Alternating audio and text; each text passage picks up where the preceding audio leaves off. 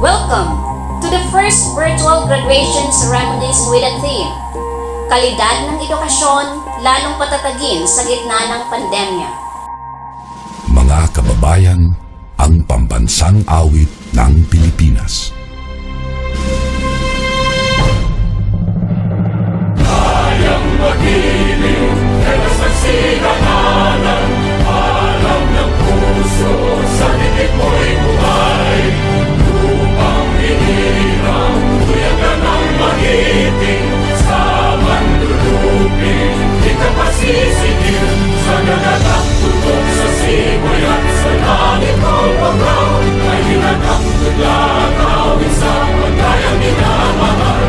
Ang islang ng matawad mo'y tagumpay na nagtinig, ang bituin at araw niya kailan ang ay di magtitigil. Luman ang araw ng walhagin pagsinta, buhay ay langit sa piling mo. Ang hindi kaya ng pagkay mga amin, ang mamatay ng dahil sa'yo.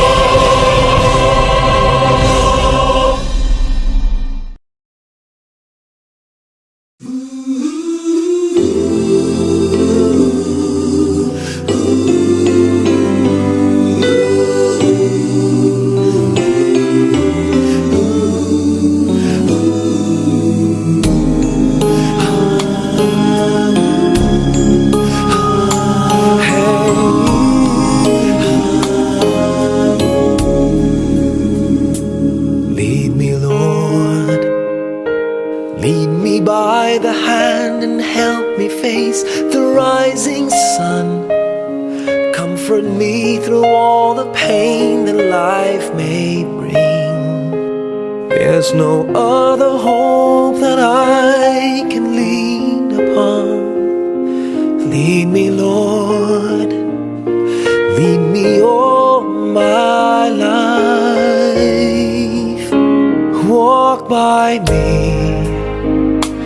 Walk by me across the lonely roads that I may face. Take my arms and let your hand show me the way. Show the way to live inside your heart all my days, all my life. You are my light, you're the lamp upon my feet.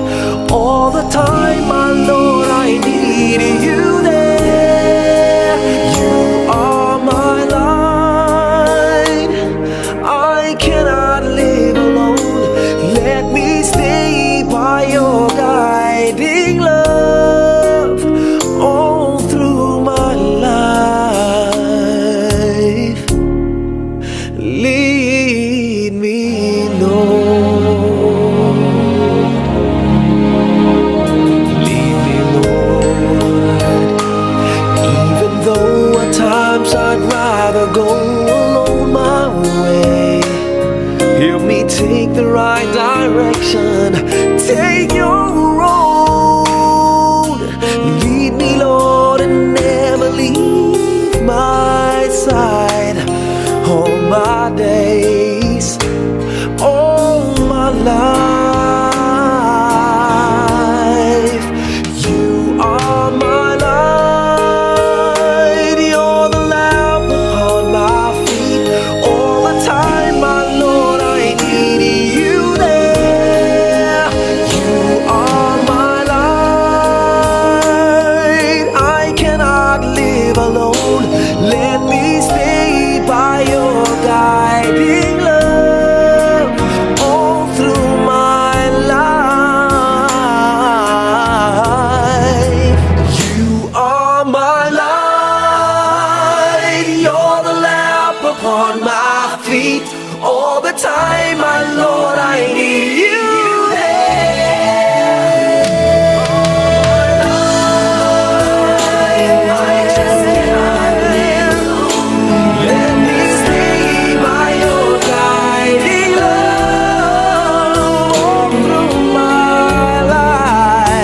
all through my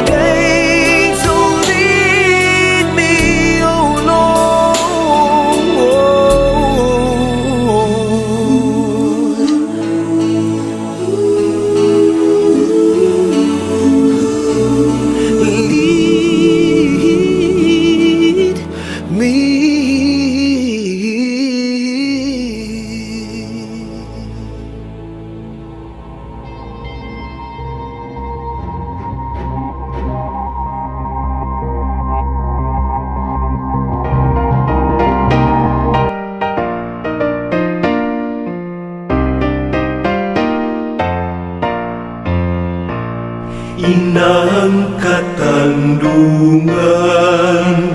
Ika ang butya sa dagat sirangan, ingal daw hinahagkan. Ligtas panungkahamisan, mahal ko sagana sa aldaw. Panung rosas ansi mong kadlagan, mutyang katandungan panung kaugmahan, matuninong mabansay. Madya,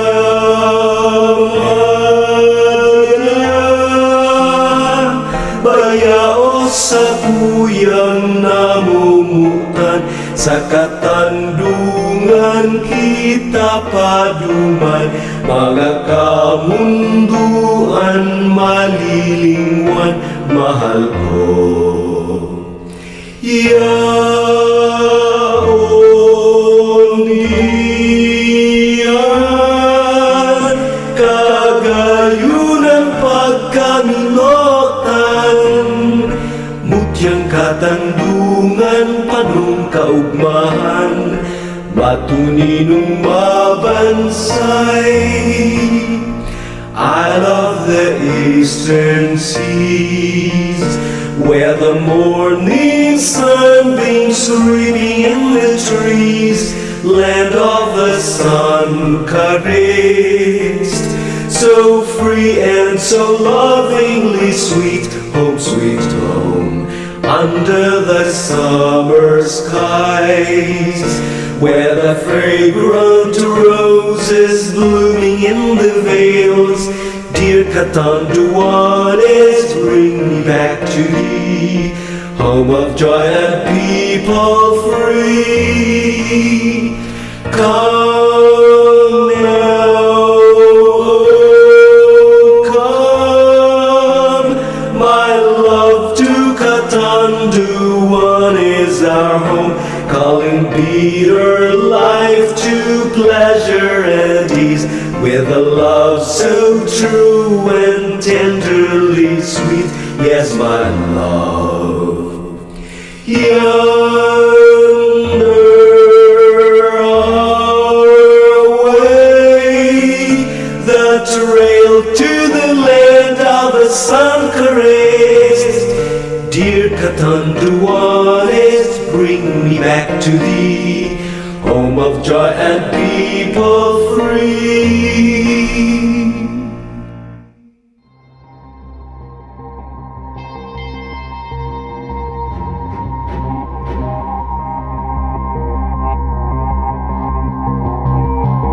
To the officer in charge, Office of the Schools Division Superintendent, Dr. Susan S. Coliano, to our Assistant Schools Division Superintendent, Madam Maria Luisa T. De La Rosa, to our Public Schools District Supervisor of Bato West, Madam Nieva D.J. Tuebeo, to our school head, Sir Mark John D. Eustaquio, fellow teachers, proud parents, graduates, ladies and gentlemen, a pleasant day. On behalf of the teaching staff of Oguis Elementary School, I would like to welcome you on our 52nd graduation ceremony with the theme, Kalidad ng Edukasyon, lalong patatagin sa gitna ng pandemya. We are not having our traditional graduation because of our current situation, yet, despite all the challenges we met, we are able to conduct the same. To the teachers, parents, and the stakeholders who supported our learners in this time of pandemic, we salute and thank you. Once again, I am honored and glad to welcome you all on this online graduation. Thank you and God bless.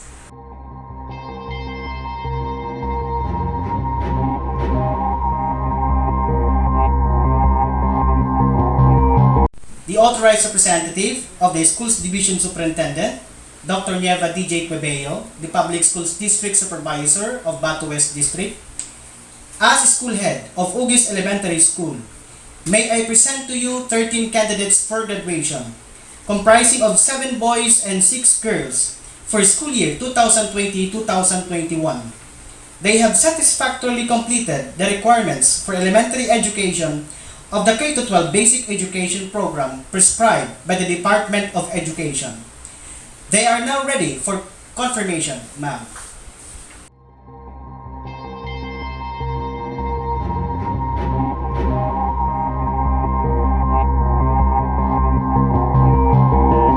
By the authority delegated to me by the Assistant Schools Division Superintendent, Officer in Charge, Office of the Schools Division Superintendent, Dr. Susan Escoriano, and upon the recommendation of your school head, Mark John D. Eustachio, that you have satisfactorily completed all the requirements prescribed by the K-12 basic education curriculum of the Department of Education.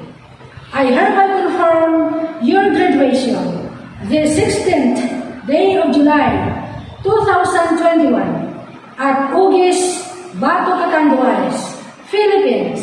Congratulations!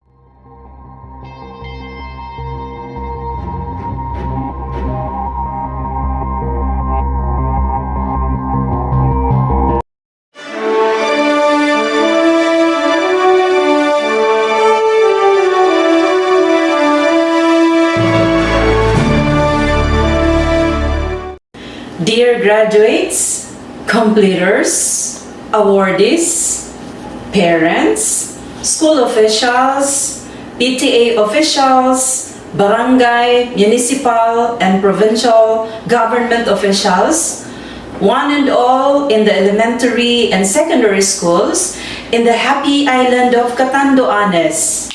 A blessed day to all of you. I believe positivity abounds today because it is your graduation or completion day. That is why today calls for big congratulations and celebrations. As your extended fan, I am sending my virtual applause for your success this year. Normally, during graduation seasons, what comes out viral is the quote, "Poverty is not a hindrance to success." Yes, it is classically true.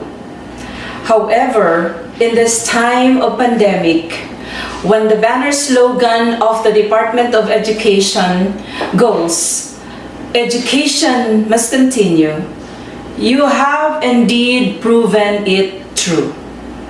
Hence, we could resonantly say, pandemic is not a hindrance to success. And so I thank you and congratulate you for continuing. You now belong to the legacy of the pandemic, who are epitomes of commitment and resiliency. But what about your success? What had been the ingredients that made the flavors of graduation and completion and brought you through to this moment? I would like to highlight some enablers. They are as important as your certificates and as significant and precious as your diploma. First, you yourself. Thank you and salute to you for making schooling as your priority. You have developed strong attitudes towards distance learning, which made you the best distance and digital learners in this age and time. Your ambition to learn and understand as much as possible make up your ambitious learning goals, which are the triggers of value for your future careers. Ang tawag dito ay ambisyon at disposition. These two are very important. Wala silang substitute. Kung gusto mong lumigaya ang iyong buhay sa darating na panahon, huwag na huwag mong bibitawan ang iyong ambisyon. Subalit, Kailangan mo din ng tamang disposisyon at yan ang manibela ng inyong aksyon. Remember, all have been given the same chances to secure a proper education even during a trying time. How you secured it makes up the biggest ingredient for success. Latest study revealed that students' dispositions to develop ambitious learning goals and to attribute high value to school may be particularly important for maximizing the effect of online learning. For instance, in Ireland, dahil wala pa tayong study dito sa Pilipinas, among students making extensive use of ICT for schoolwork, those with ambitious learning goals scored 32 more points in reading compared to their peers lacking ambitious learning goals. Sila yung mga hindi lang umaasa sa ibibigay na module ng teachers or sa available na learning materials from schools. Sila yung mga hungry for more students, mga ML students, mobile learners, at hindi mobile legend players who crave for more and spend the whole time they have for reading, searching, researching, questioning, analyzing, integrating, and applying what they learn. They are those who feel satisfied only when their craziest, if not the weirdest questions are answered. Take note, not only by their teachers, but by themselves. Kaya sabihin nyo sa sarili nyo, salamat sa ambisyon at disposisyon kong matuto, nandito ako ngayon. The fundamental roles that your parents and all your extended family members play are credited to the highest level. The school year has literally demanded for an involvement of your parents and family members when they took their roles as para-teachers, as guides, coaches, and mentors. With them and their ready hands, you were able to successfully work on your modules and prepared your requirements. And so I praise and thank the family members for the enormous support they have given you. Please receive my virtual applause and salute to our dear parents, our para-teachers, family members. Our dearest teachers and school officials have become instant digital and distance learning teachers and facilitators of modules and all kinds of learning resources available. They have exerted extra special effort to make sure that learning continues. They injected the best motivation for you to carry on, to master your task, and keep yourself improving and performing, transforming, and succeeding in every step of the way. Lalong-lalo na sa mga panahon na gusto nyo nang bumitaw sa paghawak ng module. Kumapit pa rin kayo dahil sa patuloy na pag-aalaga at pagpapahalaga sa inyo ng mga guro. Thank you, dearest teachers and school officials, for nurturing our learners. Lastly, and most important, you valued the existence and intercession of God in our daily battle for survival, invoking His name always and placing our hope, our faith in His great love and power. During this time, we depended on Him in our need for wisdom, for light, and for all sources of strength and our much needed provisions. And yes, we survived the test and remained steadfast to our faith. All this teach us the lesson of our faith in God. Going this far and becoming excellent or achieving quality education during pandemic was an enormous work for you.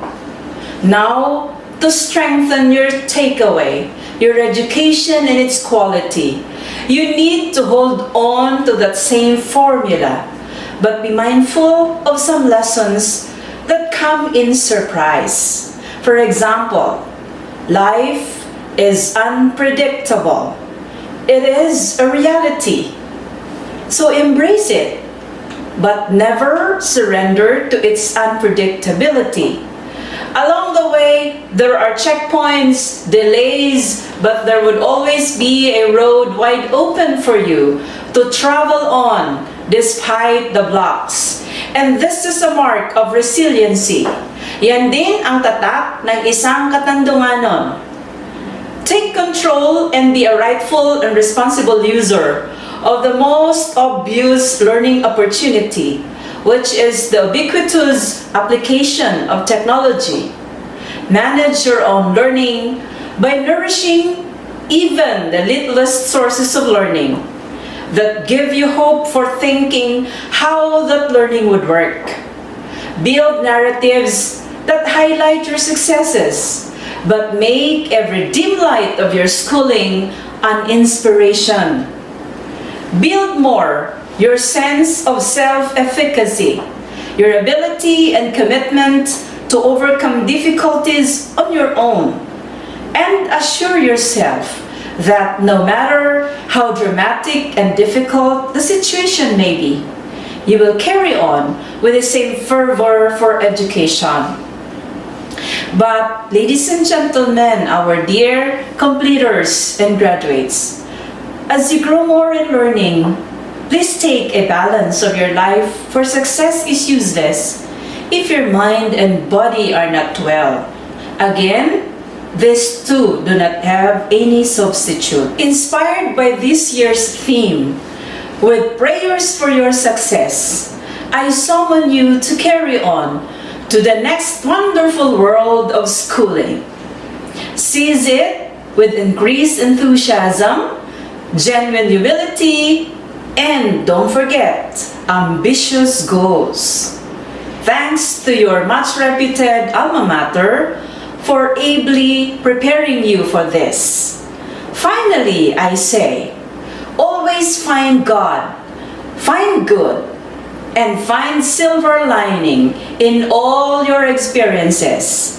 Be an example of goodness too.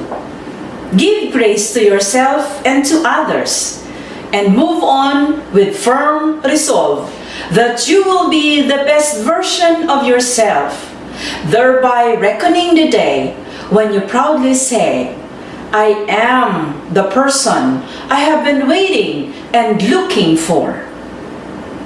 Dear graduates, dear completers, isulong ang iyong edukasyon na puno ng pag-asa, kaakibat ng tiyaga at paggabay sa inyong ambisyon, disposisyon at positibong aksyon, kasabay ng aming panalangin na ang pagpapala ng Diyos ay sumainyo lagi.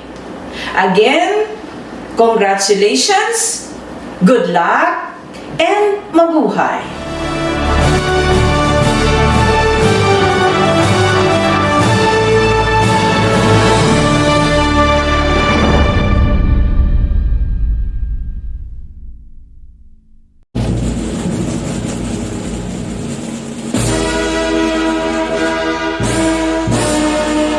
Bernal James Charity,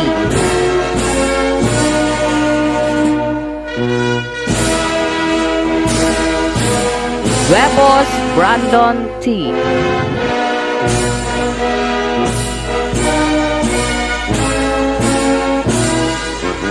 Garcia Richie Steven T,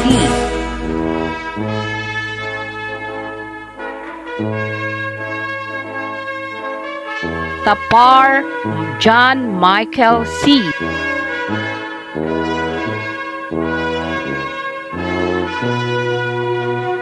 Teherero Arvin A,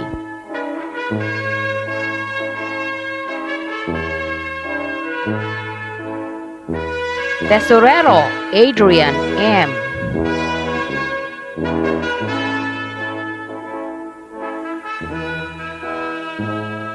Tolentino Brian A.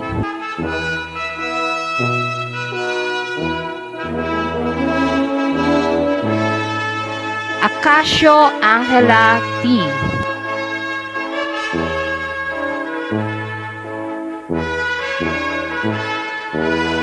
Acacio Nicole T.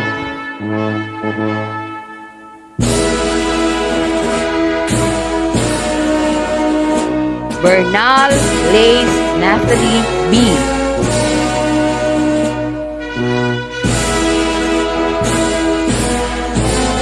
Camo Rialin M.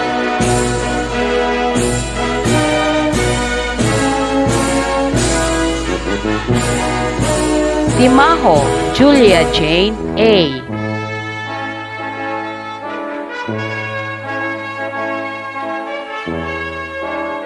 Tres Valles March Ella S.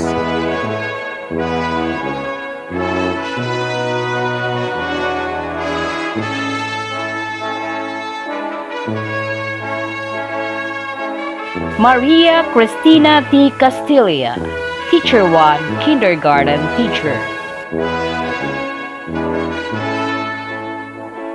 Chona Marie T. Tasara, Teacher 3, Grade 1 Advisor.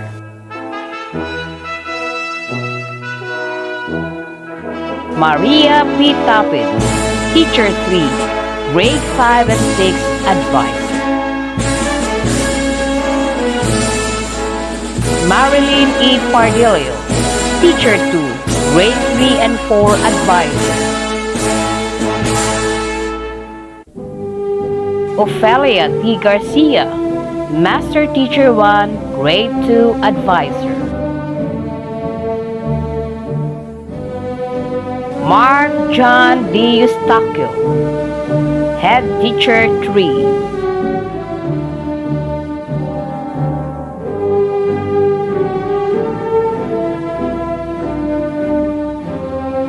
Adrian M. Tesorero, with honors.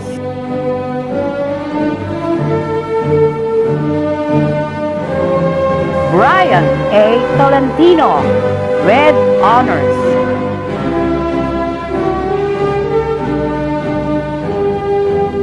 Angela E. Acacio, with honors.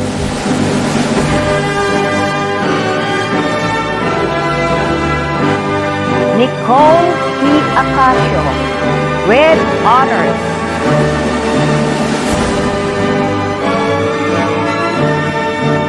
Lace Nathalie B. Bernal, with honors.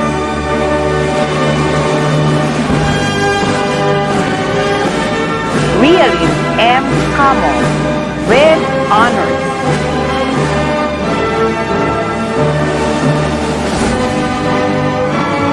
Julia Jane A. Timao, with honors.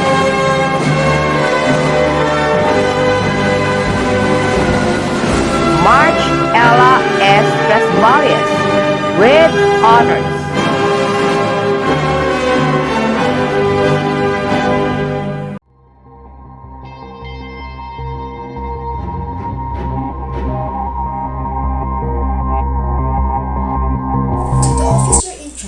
Of the Office of the Schools Division Superintendent of the Schools Division Office of Catanduanes, Dr. Susan S. Coliano, to the Assistant Schools Division Superintendent, Madam Maria Luisa T. De La Rosa, to our Public Schools District Supervisor, Dr. Nieva D.J. Tuibello, and to our School Head of Oguis Elementary School, Mr. Mark John D. Eustaquio, to our dear teachers, to all proud parents, fellow graduates and schoolmates, ever-supportive stakeholders of our schools, friends, ladies and gentlemen, a blessed day to all of us.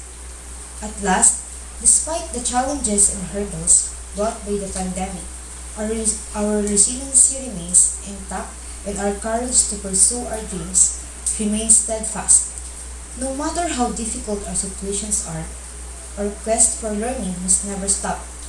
Because of this, we all deserve to be congratulated and lauded. This year's theme, Kalidad ng Edukasyon Lalong Patatagin sa Gitna ng Pandemya, explains that education, especially during a pandemic, should be strengthened, and this could only be done through collective hard work, unity, and personal determination. Yes, it is true that among the generations of youth, we suffered the unfortunate ordeal. However, to stop fighting and striving for our dreams should never be compromised.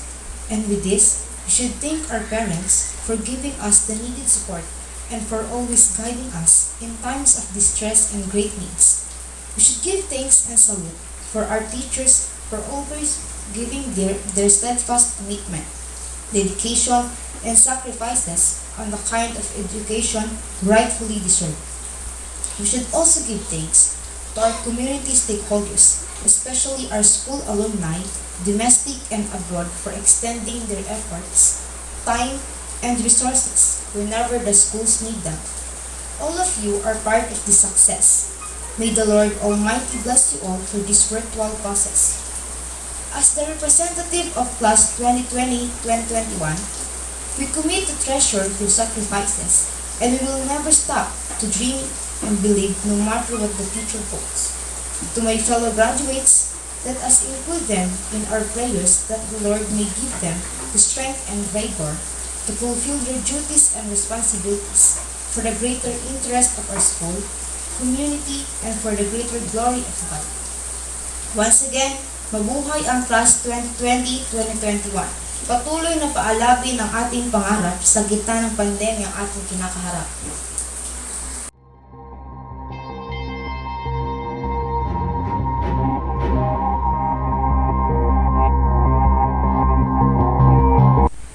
My respect to the officer in charge of the Office of the Schools Division Superintendent of the Schools Division Office of Catanduanes, Dr. Susan Escoliano, to the Assistant Schools Division Superintendent, Madam Maria Luisa T. De La Rosa, to our Public Schools District Supervisor, Dr. Nieva DJ Turbeo, and to all teaching staff of Oguis Elementary School, to all proud parents, graduates, awardees, and learners, ever supportive stakeholders, friends, ladies and gentlemen, a pleasant day to all of you. Words are not enough to express our appreciation and gratitude to all who helped us just to reach this milestone. This celebration of success is the result of our enduring commitment to pursue the education of our children and make education accessible to them. Despite the challenges ahead, your benevolence made our school ever ready to the rigors of modular distance learning, and your usual cooperation helped us to leverage our services more effective, efficient, and productive. To our dear parents, community stakeholders, community officials, PTA officials, mabalos na grabe sa indong sakripisyo. Your sense of commitment to our beloved school inspired us to do and give the best to our children. To our graduates and school learners, thank you for all the sacrifices and patience despite the challenges brought by this pandemic. Please continue to strive harder, be determined to pursue your goals, and continue to believe that you can always accomplish extraordinary things even in extraordinary situations. To the teaching force of this school, thank you very much for the indefatigable services you have rendered despite the ever-increasing complexities in our educational setup under the new normal. You all deserve to be lauded and congratulated. As we open once again the pages of the next school year, let us sustain the values we collectively exemplified during the course of the new normal education. Let us strive more, do more, and believe that we can do great things even in times of pandemic. We assure you that the Department of Education will continue to bring and give the best, and we will further commit ourselves to pursue our mandate to the Filipino children and the public in general. Once again, isang maalab na pagbati. Mabuhay tayong lahat at pagpalain nawa tayo ng dakilang lumikha. Education is for improving the lives of others and for leaving your community and world better than you found it. Ladies and gentlemen, congratulations to all of us, and may God bless us all. Uyang namumutan sa katandungan kita paduman, mga kamunduan mali piling one, mahal ko